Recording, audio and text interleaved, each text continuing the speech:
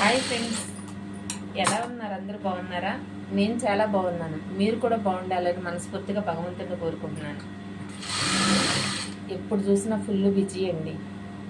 Work అనేది ఒక్కొక్కసారి urgent అని వస్తారు, కంపల్సరిగా ఇవ్వాల్సిందే. అంతకుముందు ఇచ్చిన వాళ్ళు అయితే పక్కన పెట్టేస్తాము, వాళ్ళు తొందర పెట్టేవాళ్ళు కాదులే అని చెప్పేసి అవి పక్కన పెట్టేసి వేరే ఆ రోజుకి ఆ రోజు వచ్చి సాయంత్రానికి కావాలండి, ఉదయాన్నే కావాలండి అని చెప్పేసి అడుగుతారు కదా. మన దగ్గరికి వచ్చిన పని మనం ఎందుకు వదులుకోవాలి అన్న ఆలోచనతో ఖచ్చితంగా ఈ టైలరింగ్ వర్క్ చేసేవాళ్ళు ఖచ్చితంగా ఒప్పుకుంటారండి. ఎంత అర్జెంట్ అయినా సరే ఒప్పేసుకుంటారు. ఏదో ఒక టైంలో చేద్దాంలే, నైట్ అయినా తెల్లవారుజామునైనా లేచి వర్క్ చేసేద్దాము. నేనైతే 5 జాకెట్లు రేపు ఉదయం 8 ఇవ్వాలి.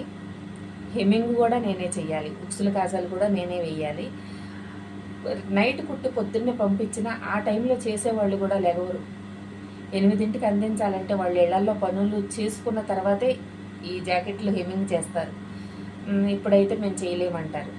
మరి మనం ఒప్పుకున్నందుకు మనమే చేసి ఇవ్వాలి, తప్పదు, ఖచ్చితంగా చేయాలి. చిన్న పని పెద్ద పని ఒక ఓనర్ కూడా వర్కర్ లాగా పని చేసుకుంటేనే దీంట్లో ₹1 అనేది మనకు కనపడుతుంది.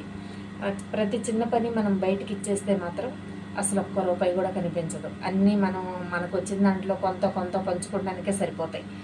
వచ్చిన ₹100 నలుగురు పంచుకోవడానికి సరిపోతాయి. ఇక్కడ కొంతమంది ఏం చేస్తారంటే జాకెట్లు అతకటానికి ఒకళ్ళకి ఇస్తారు లైనింగ్, ఇంకొకళ్ళేమో అతికిన తర్వాత కుట్టడానికి ఆళ్ళకి 25, ఆళ్ళకి 20, ఆళ్ళకి 20, వచ్చిన 150 అయినా 200 అయినా తలా 20-30 పంచుకోవడానికి సరిపోతాయి.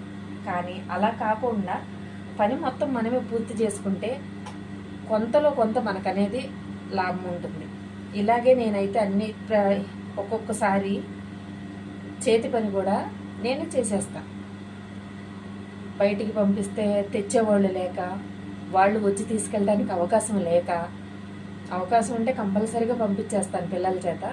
లేదంటే వాళ్ళు ఫోన్ చేసి వస్తే కనుక వాళ్ళు తీసుకెళ్తారు. ఆ 2 అవకాశాలు లేకపోతే అర్జెంటుగా కావాలంటే నేనే చేసేస్తాను. పనికైతే భయపడను, చేసేయాలి. మనం చేసుకోకపోతే ఎలాగా? రేపు ఉదయానికల్లా నేను 5 జాకెట్లు ఇవ్వాలి, 5 శారీస్కి ఫాల్స్ వేయాలి. ఇంకా ఫాల్స్ కూడా వేయలేదు, చూద్దాం, వేసేద్దాం. మరి ఒప్పుకున్నాం కదా, ₹1 కావాలి అంటే మధ్యతరగతి కుటుంబాలు ఖచ్చితంగా ఇలాంటి పనులు అయితే ఏది వదులుకోకుండా చేసుకోవాలి. ఇది నా ఉద్దేశం మాత్రమే. ప్రతి రూపాయికి ఎదుటి వాళ్ళ దగ్గర